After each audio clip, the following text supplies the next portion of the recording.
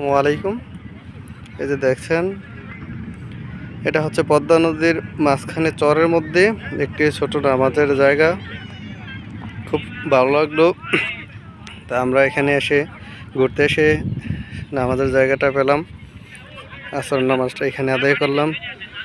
তো যারা এই ব্যবস্থা করেছে অত্যন্ত ভালো মনের মানুষ, যতটুকুই করেছে সামর্থ্যের মধ্যে, আলহামদুলিল্লাহ আমরা সবাই তার জন্য দোয়া করি।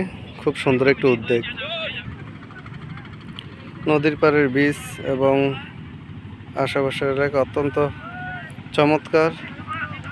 আসলে মন ভালো না থাকলে এইসব জায়গায় আসলে মনটা অন্যরকম ভালো হয়ে যায়। প্রাকৃতিক দৃশ্য এবং সুন্দর পরিবেশ, এক কথায় নিরিবিলি শহর, গ্যাঞ্জাম, পারিবারিক কলহ, সামাজিক দ্বন্দ্ব এসব থেকে অন্ততপক্ষে কিছু সময় শান্তিতে থাকা যায়। মনের প্রশান্তিটা আসলে জীবনের সবচেয়ে বড় বিষয়। এই যে খেলাধুলা করছে কিছু লোকজন ঘুরতে এসে, খুব ভালো লাগছে দৃশ্যগুলো দেখতে।